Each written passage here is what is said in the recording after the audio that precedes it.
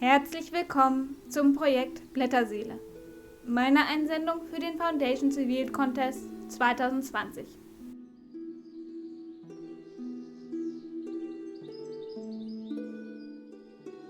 Das Thema dieses Jahr ist Erneuerung.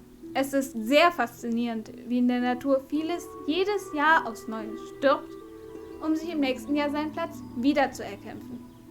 Entsprechende Kreisläufe umgeben uns Tag für Tag. An anderen Stellen wünschen wir sie uns gerne. Mit dem Klimawandel steigt unser Bewusstsein für Müll oder unserer Umwelt schadende Stoffe stark an. So ist es kein Wunder, dass das diesjährige Thema oftmals nicht nur mythologisch oder symbolisch ausgelegt, sondern ganz direkt angewandt wurde. Gerade in Bezug auf die Materialien und Methoden, die wir als Näherinnen gebrauchen. Mich persönlich hat die Idee für den Wettbewerb regelrecht überfallen. Ich träume schon seit Jahren von einem Umhang aus echten Herbstblättern. Und mit den Herbstbäumen um mich herum kam der Rest des Erstentwurfes wie von selbst.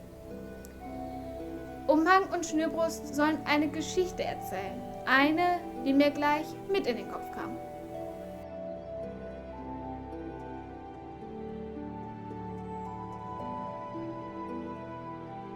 Um das Ganze zu konkretisieren, steht erstmal ganz viel Überlegen,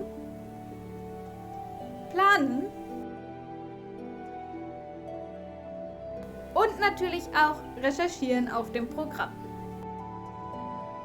Und ja, auch die ein oder andere Nacht, in der ich vor lauter Ideen nicht schlafen kann. Den perfekten Schnitt für die Schnürbrust habe ich dann in Patterns of Fashion 5 gefunden. Den Schnitt des Umhangs werde ich selbst konstruieren. Dazu mehr in einem späteren Video. Als nächstes wartet die Frage nach den Materialien auf mich. Gerade mit den Blättern muss ich sehr viel experimentieren. Das frische Herbstlaub mit Stearin zu überziehen, ist von all den Methoden, die ich ausprobiert habe, bisher die geeignetste. Stearin ist ein Wachs. Und zwar eines, das aus pflanzlichen oder tierischen Fetten und nicht wie das Paraffin aus Mineralölen, also aus fossilen Rohstoffen, hergestellt wird. Damit will ich den Verfall der Blätter stark verlangsamen, ohne ihn zu stoppen. Der Traum ist, dass ich den Mantel, sobald er nicht mehr schön ist, im Kompost einbuddeln kann und ihn dann irgendwann ohne Blätter wieder ausbuddle. Damit das ein schöner Moment wird, muss unter den Blättern ja auch etwas Schönes zu sehen sein.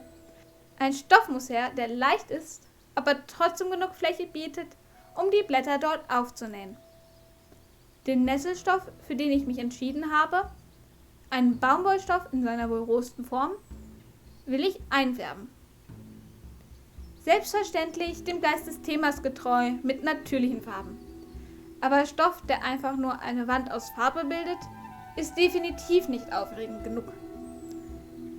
YouTube ist voll mit Tutorials zum Thema Stoffe färben, aber auch viel Halbwissen lässt sich dort finden. Ich habe den einfachen Weg genommen und probiere alles aus, was ich so sehe.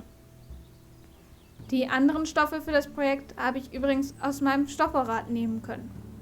Es sind alles Überbleibsel von anderen Nähabenteuern, die jetzt noch genutzt werden, anstatt weggeworfen zu werden.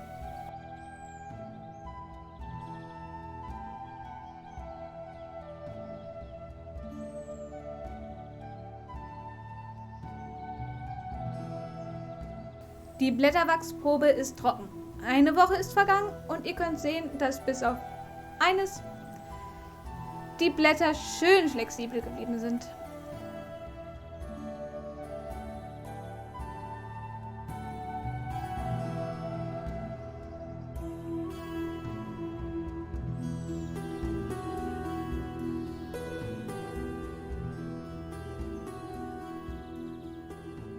Das Aufnähen ging bei diesem Probestück absolut problemlos.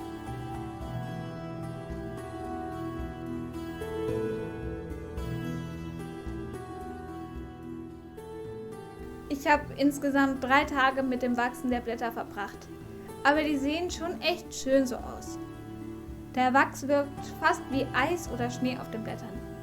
Aber Achtung, Spoiler! Als das Projekt dann endlich soweit war, dass ich die Blätter aufnähen konnte, war davon nur noch die Minderheit flexibel. Die allermeisten Blätter sind mir einfach unter den Fingern weggebröselt. Ich habe viel probiert, aber alle Mühe war umsonst. Die Blätter auf den Umhängen zu nähen, das kann ich so vergessen. Ich glaube, es liegt daran, dass die Blätter an sich vor dem Einsammeln schon so lange herumlagen. Erinnert mich doch bitte nächsten Herbst daran, dass ich einen weiteren Versuch starte. So schnell lasse ich mich nämlich nicht aufhalten. Vielleicht habt ihr ja auch Ideen, die ich noch nicht hatte. Erstmal ist der Zug für diese Idee abgefahren. Ein Glück, dass ich mich bemüht habe, den Stoff schön zu machen. Steigen wir also wieder zurück ein bei den Experimenten. Ich probiere es zuerst damit, einen Teil des Stoffes gegen die Farbe resistent zu machen. Dafür habe ich mich an einen Versuch mit dem Stearin gewagt. Das Wachs hat aber überhaupt keinen Unterschied gemacht. Als nächstes probiere ich die alten Wachsmaler und die Ölkreide aus, die ich noch aus Kindertagen hier habe.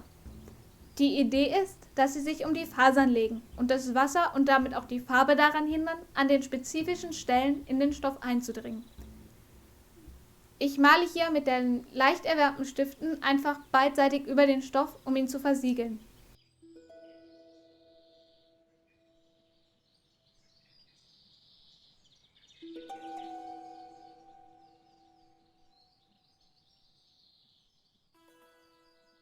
Auch habe ich ein wenig mit den Tie-Dye-Methoden herumgespielt. In dem Beispiel lege ich den Stoff um einen Flaschendeckel herum und binde ihn oben vor dem Färben ab. Ich habe gesehen, wie jemand damit perfekte Kreise gemacht hat.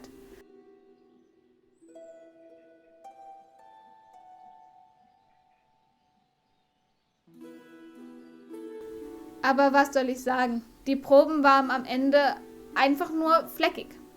Allesamt.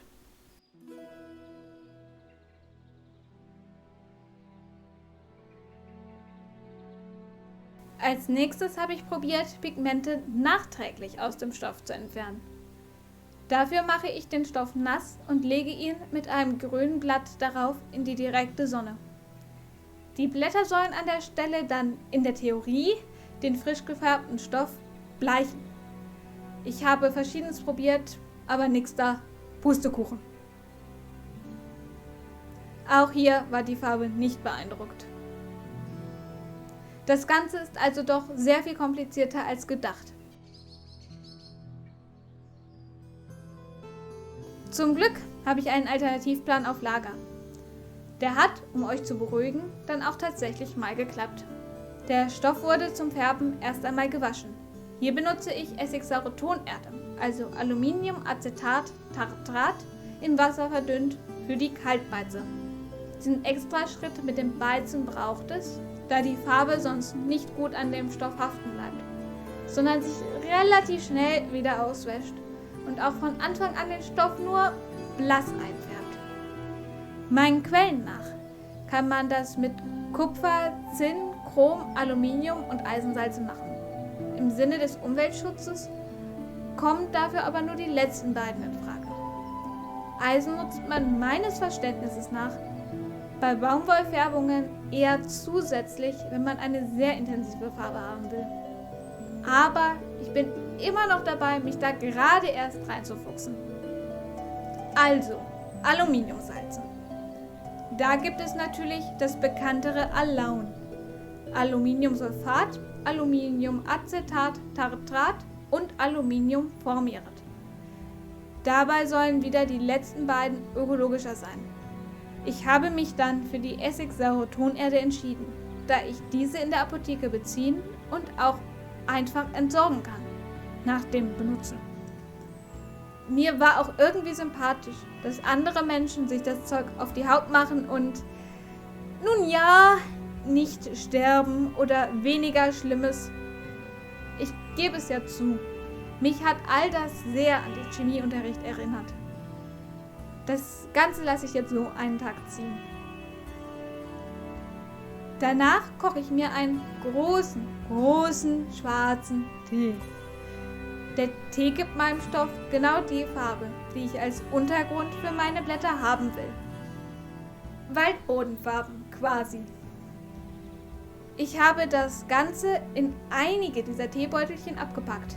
Denn wenn ich den Tee dort lose in der Flüssigkeit schwimmen lasse, ist das Färbeergebnis recht unregelmäßig und man sieht die einzelnen Teekörner nachher über die Färbung auf dem Stoff. Leider ist mir einer der Beutel kaputt gegangen, aber der Schaden ist trotzdem minimal geblieben. Die wenigen Muttermale sehen sogar ganz charmant aus. Den Stoff habe ich so einige Tage baden gelassen und dann mehrmals ausgewaschen. Ich finde, das Ergebnis kann sich, auch wenn das alles nicht perfekt gleichmäßig geworden ist, sehen lassen. Dass so viel nicht funktioniert hat oder ganz anders werden musste, war an diesem Projekt besonders spannend für mich. Das kenne ich so gar nicht. Habt ihr damit Erfahrung? Wie geht ihr mit so etwas um? Vielen Dank auf jeden Fall fürs Zuschauen. Ich hoffe, ihr begleitet mich noch etwas weiter und wir finden zusammen heraus, wie ich aus dem Stück Stoff dann doch noch etwas Besonderes mache. Im Video nächste Woche, wo dann auch endlich mal die erste Nähnadel zu sehen ist.